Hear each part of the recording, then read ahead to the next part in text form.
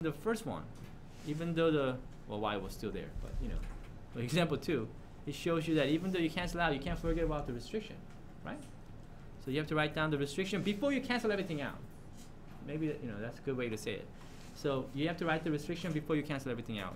Any factor that makes the denominator go to 0 is restriction. Okay.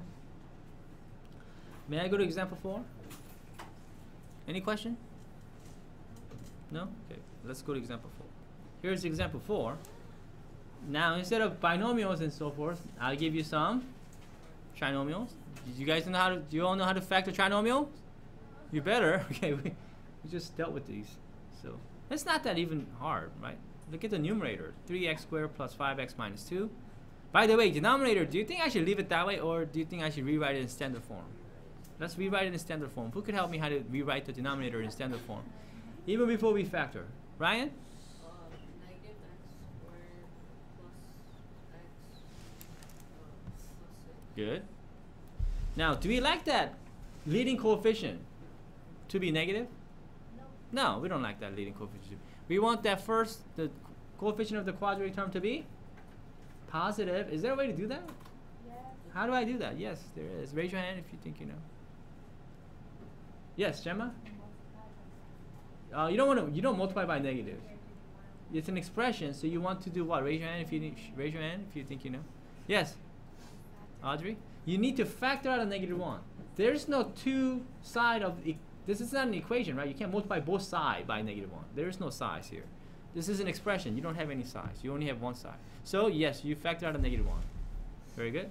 Now, do you guys think you know how to factor these trinomials? Go ahead, everybody try. I'll give you some time. It's not too hard, right? So numerator, let's factor the numerator. Anybody have an idea? Somebody that didn't go. How about Benjamin? Can you tell me? 3x minus 1 and times x plus 2. Would you agree? Yeah. Okay. Yeah, because there's only one way to, you know, how do you get 3x squared when you multiply two binomials? The only way is 3x is x and x. What about the denominator? We do get -1 times. How do you factor that? X squared minus x minus 6. Vlad?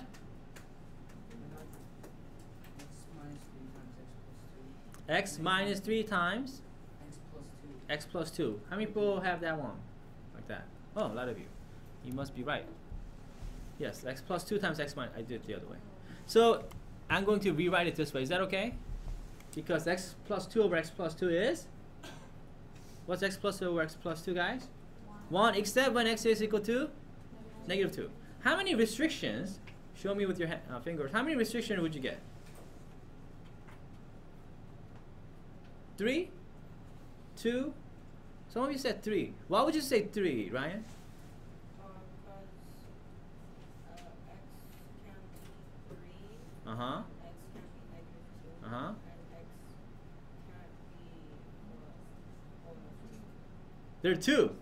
Because I think a lot of you said 3 because there are 3 terms. I mean 3 factors on the denominator, right? You see -1, x plus 2, x minus 3.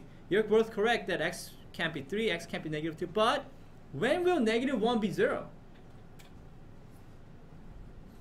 Never, because it's a constant number. -1 is always -1, guys. Okay, it doesn't turn to 0, right? Does that make sense? So if you have a number by itself, it will never be 0. So you're right. There are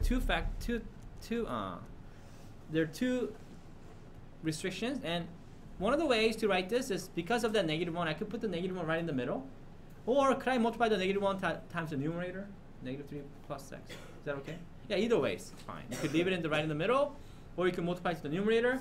You don't normally multiply to the denominator. You could, but you don't normally do that. Okay, so either leave it in the middle like this, or multiply to the numerator. But if you're gonna leave it in the middle, make sure you put it right in the middle, right? Don't put it like a little bit high or something. Then it's wrong. You see? Okay, so you would get -3 minus 1, which is wrong. Yes? So you would either put it right in the middle or multiply it to the numerator, that -1. Any question? We good? Yeah? Okay. May I move on? Yes. Okay, example 5 is a little bit different than the other examples that we did today. Why? How come this one looks a little different? Anybody see any difference? 1, 2 people see it. Aaron? Yeah, now we have an equation to, we have to solve for x. Does that make sense? All the other ones, they were just expressions, right? We're simplifying. So it says solve for x. When you have 4kx plus x equals to 16k squared plus 8k plus 1. How do I solve for x? X is in like 2 terms. Is there a way to rewrite this so that x, we could just write x once? Because we don't want it to be separated into 2 terms here like this, right? You guys remember this? We actually did this in like, I think chapter 2 or 3 or something. You guys remember doing something like this? Austin?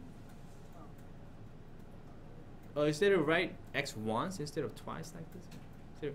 Eric? Factor out the common factor of x from the left side.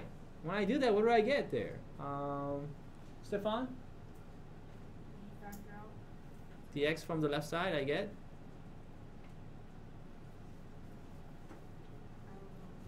Oh.